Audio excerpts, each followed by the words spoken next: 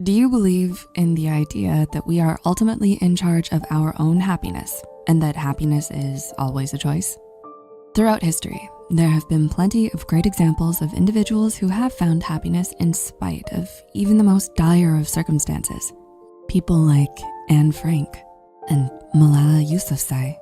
They've become symbols of the bountiful resilience, hope, optimism, and fighting spirit that we all have inside of us. Perhaps one of the most moving of all is the life of Eva Moses Kor, a Romanian-born American Holocaust survivor. Eva and her twin sister Miriam were subjected to cruel human experimentation at the Auschwitz concentration camp during World War II. And yet, in spite of all of those years that she suffered at the hands of the Nazis, Eva dedicated most of her later life trying to locate other survivors of the experiments and founded a humanitarian organization that vowed not only to tell the story of these victims, but to preach values of love, peace, and forgiveness above all else. But if these stories are anything to go by, then why aren't more people happy? And why does it seem so hard for the rest of us? Well, psychology tells us that it's not actually that simple, and that there's a lot more to happiness than we think. In fact, some people can even fear happiness and become addicted to sadness instead. But with that said, here are 6 psychology-backed reasons why you might be addicted to sadness. Number 1, learned helplessness. A concept first studied by psychologist Martin Seligman. Learned helplessness is defined as a sense of powerlessness, often arising from a traumatic event or persistent failure to succeed, that tends to develop into depressive and self-destructive behavioral patterns and tendencies. Simply put, learned helplessness is what happens when you've been chronically abused and traumatized to the point where you no longer believe it possible that things will ever get better. Tragedy and suffering have played such a large role in your life for so long, you start to think there's nothing you can do to change things for the better anymore. And you become resigned, hopeless, and addicted to sadness.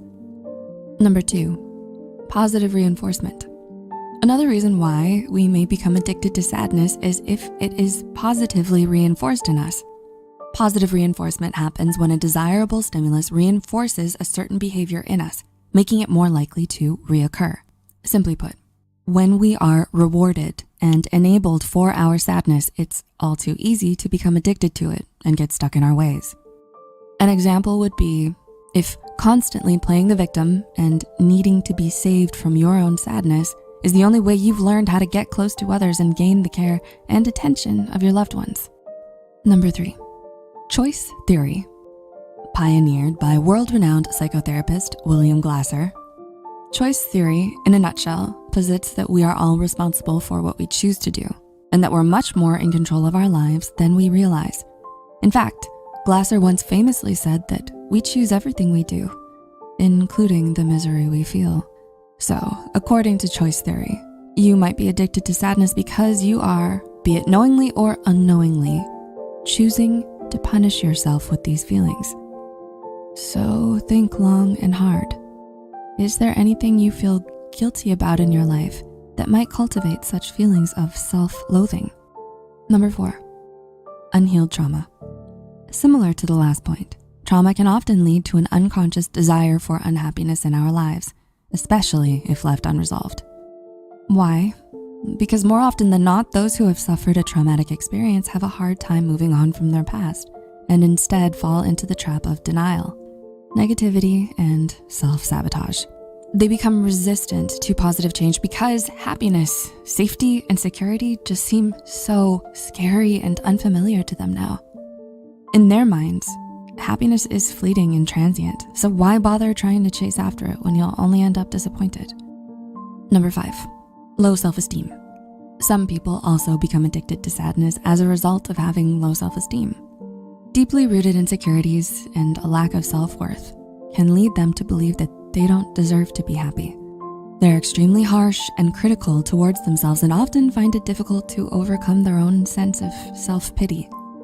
They're quick to blame themselves for everything that goes wrong in their lives, even if they have no control over it, and are often plagued by feelings of worthlessness and inadequacy. And number 6, undiagnosed mental health issues.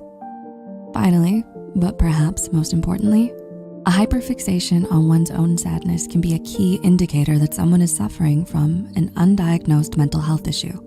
Whether it's anxiety, depression, PTSD, borderline personality disorder, or something else entirely. People struggling with an undiagnosed mental illness will have a harder time than most regulating their emotions and overcoming feelings of sadness and distress. And the longer they go without getting the help they need, the harder it'll be for them to overcome their mental illness. That's why it's so important that if you or anyone you know is struggling with their mental health, to not hesitate to reach out to a mental health care professional right away. And if you relate to any of the things we've mentioned here and feel it applies to your situation right now, seek help and open up about it to someone you trust. The sooner you can break the habit of being addicted to your own sadness, the better your life will be. So, what's your reason for being addicted to sadness? And how do you plan to overcome it?